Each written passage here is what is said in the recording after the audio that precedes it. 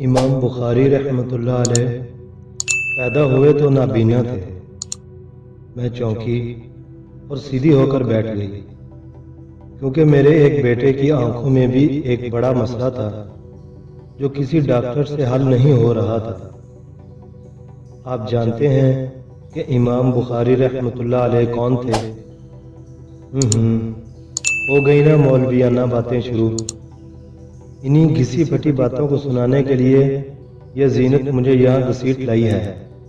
پتہ بھی ہے میں ان مولویوں کی باتوں پر یقین نہیں کرتی، مگر خود بھی ملانی بن رہی ہے اور میرا بھی ٹائم خراب کر رہی ہے۔ میں نے قریب بیٹھی زینت کو غصے سے گورتے ہوئے زیر لب کہا، جو گرد و پیش سے بے نیاز بیان میں منہمک تھی۔ مولانا کا لہجہ نہایت نپا تلا تھا، لیکن میرے ذہن میں مولویوں کی ایک مخصوص معتصبانہ تصویر بنی ہوئی تھی، جس کی وجہ سے میں ان کی کسی بات سے متاثر نہیں ہو سکتی تھی۔ امام بخاری رحمۃ اللہ علیہ حدیث کے وہ استاد ہیں کہ جن کی کتاب بخاری شریف پڑھے اور سیکھے بغیر کوئی بھی عالم نہیں بن سکتا۔ اچھا، اتنی بڑی کتاب ہے بخاری شریف؟ ہمیں تو الہدیٰ کے کورس میں اس کتاب کا تھوڑا سا تعارف کرایا گیا تھا کہ اچھی کتاب ہے، اس کا مطالعہ کرتے رہنا چاہیے۔ اچھا، اس کا مطلب ہے کہ یہ مولانا بھی بخاری شریف پڑھے ہوئے ہیں؟ میں نے خود کلامی چھوڑی اور بیان سننے میں مگن ہو گئی۔ امام بخاری رحمۃ اللہ علیہ پیدائشی نابینا تھے، یعنی انہیں آنکھوں سے نظر نہیں آتا تھا۔ ان کی ماں کو اس کا بے حد غم تھا، وہ بہت روتی تھیں، لیکن ہماری طرح حاملوں کے پاس نہیں بھاگی پھرتی تھیں، بلکہ سب کے درجے میں انہوں نے اس وقت کے سارے رائج علاج بھی کروائے جو ناکام ہو گئے، اور اس فاعل حقیقی اور مسبب الاسباب کے سامنے روتی بھی رہیں، گڑ گڑاتی رہیں۔ ان مولویوں کو دیکھو، جس کو چاہے رلا دیں۔ میں نے سر ہلایا۔ 2 برس کے بعد ان کی والدہ کو خواب آیا۔ خواب گڑنا تو کوئی ان سے سیکھے، سوال جواب ختم ہی نہیں ہو رہے تھے۔ میں نے سر جھٹکا اور تعوذ پڑھنے کی کوشش کی۔ خواب میں انہیں حضرت ابراہیم علیہ السلام کی زیارت ہوئی۔ ان کی ماں کو مخاطب کر کے خلیل اللہ نے فرمایا، اللہ نے تیرے بیٹے کی بصارت واپس لوٹا دی۔ مولانا کچھ دیر کے لیے خاموش ہو گئے۔ چاروں طرف سے سبحان اللہ کی صدائیں آنے لگیں۔ میرے دل پر ایک چوٹ سی لگی۔ گود میں سوئے ہوئے 4 سالہ احمد کے معصوم چہرے پر نظر پڑی، اور اسی لمحے میرے منطقی دل کو ساری منطق گویا بھاپ بن کر اڑ گئی۔ میرا ممتا بھرا دل بے اختیار بھر آیا، اور پھر دل سے آواز ابھری، تم اس کی آنکھیں اپنے اللہ سے واپس لے سکتی ہو۔ اس جملے کی گونج اتنی تھی کہ میں بیان سننا بھول گئی۔ پتہ نہیں مولا نے اور کیا کچھ کہا، مگر میری نظریں اپنے احمد کے معصوم سے چہرے پر جم کر رہ گئیں۔ 20 مئی 2007 کو احمد پیدا ہوا تھا۔ سارے خاندان میں خوشیاں منائی گئی تھیں۔ ڈھول دھمکے نے پورے علاقے کو سر پر اٹھا لیا تھا۔ پورے علاقے میں ہم نے مٹھائیاں تقسیم کی تھیں، لیکن جب احمد تھوڑا سا بڑا ہوا تو انکشاف ہوا کہ احمد کی خوبصورت آنکھیں بینائی سے محروم ہیں۔ ہم نے آغا خان میں پاکستان کے سب سے بڑے آئی اسپیشلسٹ ڈاکٹر اعظم علی کو دکھایا۔ ڈاکٹر اعظم علی کا رزلٹ 100% ہے۔ ان کے علاج سے ضرور آرام آ جائے گا، میرے ساتھ ویٹنگ روم میں بیٹھی ایک عورت نے بتایا۔ اچھا، میں صرف اتنا ہی کہہ سکی کیونکہ میرے ضبط کے بندھن ٹوٹنے لگے تھے۔ باجی رو مت، اللہ خیر کرے گا۔ اللہ تو خیر ہی کرتا ہے، لیکن میرے بیٹے کی بینائی معلوم نہیں کون سی خیر میں چلی گئی۔ میں نے شکوہ کیا۔ باجی اللہ سے شکوہ نہیں کرتے۔ احمد علی نرس نے چیکنگ کے لیے پکارا تو میں احمد کو لے کر اندر چلی گئی۔ اسے دوا پلا کر بے ہوش کیا گیا اور تقریباً 2 گھنٹے چیک اپ ہوتا رہا۔ 2 گھنٹے بعد ڈاکٹر اعظم ہماری طرف آئے۔ مجھے شدید افسوس ہے کہ آپ کے بچے کی آنکھ کا پردہ پیدائشی طور پر بے جان ہے۔ یہ الفاظ تھے یا ایٹم بم تھا؟ میری آنکھوں کے سامنے اندھیرا چھا گیا اور میں گر کر بے ہوش ہو گئی۔ مجھے نرسوں نے سنبھال کر بیڈ پر لٹایا۔ سر، ہو سکتا ہے کہ آپ سے چیک اپ میں کوئی مسئلہ ہو گیا ہو۔ یہ میرے شوہر کی آواز تھی۔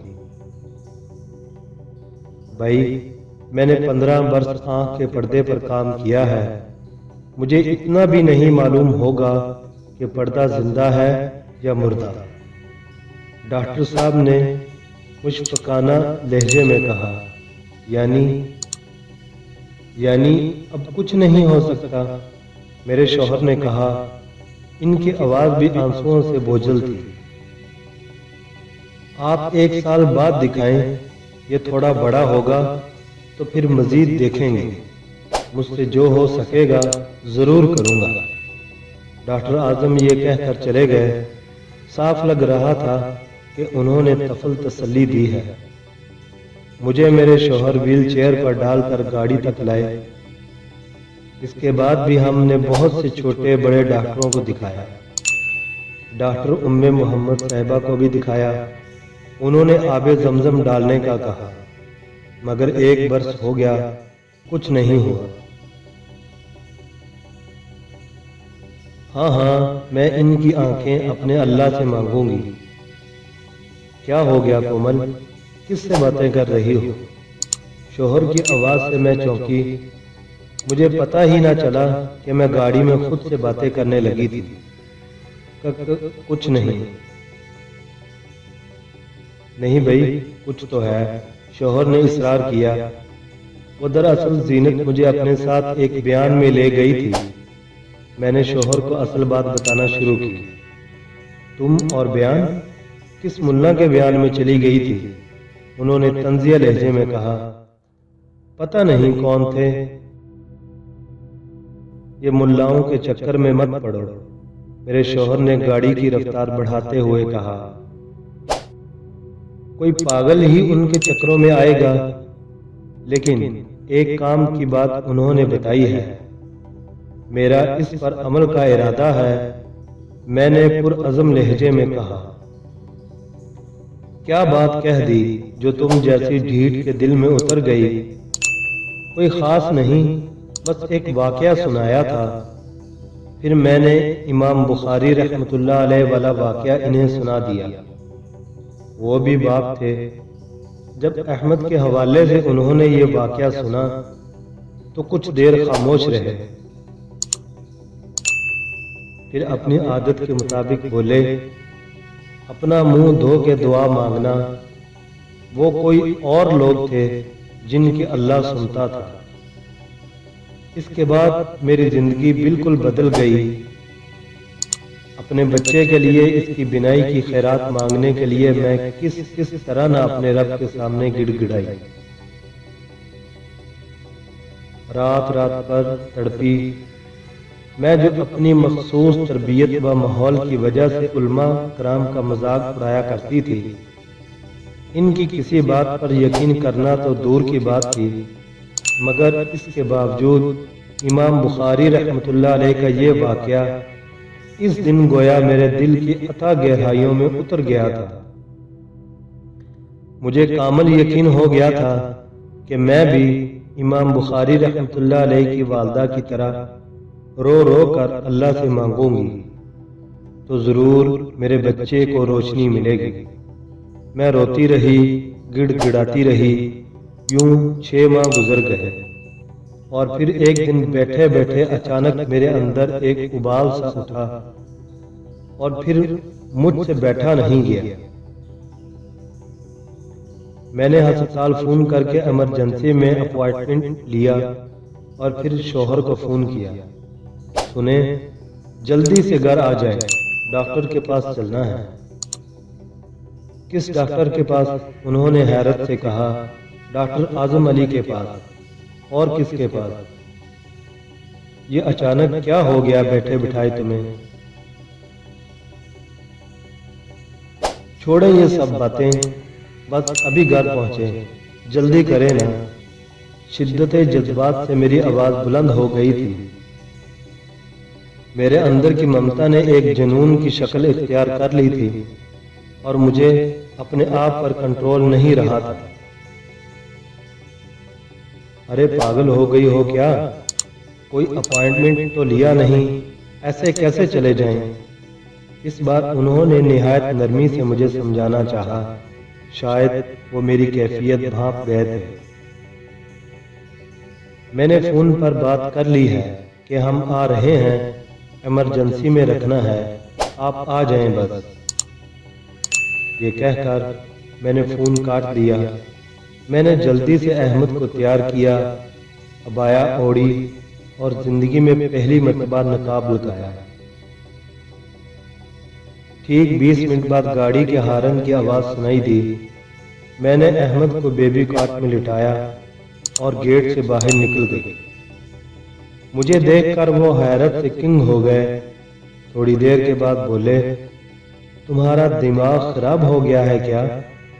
ہاں، میں نے قدرے نارمل انداز میں مختصر جواب دیا۔ اب اندرونی ابال قدرے دب گیا تھا۔ او حجن صاحبہ، یہ آج سورج کہاں سے نکلا ہے؟ میں چپ رہی۔ سارے راستے شوہر پوچھتے رہے کہ یہ بیٹھے بٹھائے تمہیں ہسپتال جانے کی کیا سوچی؟ مگر میں نے کچھ نہ بتایا، اور بتاتی بھی کیا؟ بتانے کے لیے کچھ تھا ہی نہیں۔ میں خود اپنی کیفیت پر حیران تھی۔ بس ایک انجانی سی قوت تھی جو مجھ سے یہ کام کروا رہی تھی۔ جیسے جیسے ہسپتال قریب آ رہا تھا، میری بے چینی پھر سے بڑھ رہی تھی۔ حیرت انگیز، ناممکن، امپاسبل۔ ڈاکٹر صاحب کے لہجے میں حیرت گویا کوٹ کوٹ کر بھری ہوئی تھی۔ کیا ہو گیا ڈاکٹر صاحب؟ میرے شوہر گڑبڑا گئے۔ آپ کے بیٹے کی آنکھ کا پردہ 100% زندہ ہو گیا ہے۔ میری پوری زندگی کا یہ پہلا کیس ہے، ایسا کبھی نہیں ہوا۔ آپ کو بہت بہت مبارک ہو۔ اللہ کا شکر ادا کریں، اللہ تعالیٰ نے آپ کے بیٹے کی آنکھوں کو روشنی دے دی ہے۔ ڈاکٹر اعظم خوشی سے چمک رہے تھے۔ شاید اپنے نزدیک ایک ناممکن کو ممکن ہوتے دیکھ کر وہ بھی جذباتی ہو گئے تھے، اور ایک ماں کی ایسے وقت میں خوشی کی انتہا کو کون سمجھ سکتا ہے؟ شاید وہ ماں ہی سمجھ سکے جس کا بچہ 4 سال تک معذوری کی زندگی گزار کر اچانک صحت مند ہو جائے۔ میرے شوہر خوشی سے بے اختیار رونے لگے اور میرے تو خوشی سے حواس ہی مختل ہونے لگے۔ میری ہچکیاں بند گئیں۔ دنیا کا کوئی پیمانہ ایسا نہیں تھا جو اس وقت میری خوشی کو ناپ سکتا۔ میرے اللہ نے اپنی ایک نہایت گناہگار بندی کی لاج رکھ لی تھی۔ میرا تھوڑا سا رونا اس نے قبول کر لیا تھا اور میرے احمد کو اندھیروں کی جگہ جگمگاتی روشنی عطا کر دی تھی۔ مجھے اپنی ٹوٹی پھوٹی دعاؤں کے صلے میں 6 جون 2012 کو ہی مل گیا تھا۔ ہماری ساری امیدوں کا محور و مرکز ایک اللہ تعالیٰ ہی کی ذات ہے، وہ جو اپنے بندوں پر بے انتہا مہربان ہے۔ 70 ماؤں سے بھی زیادہ، بس اس سے پورے یقین کے ساتھ مانگنے کی ضرورت ہے۔ بشکریہ ہفت روزہ خواتین کا اسلام۔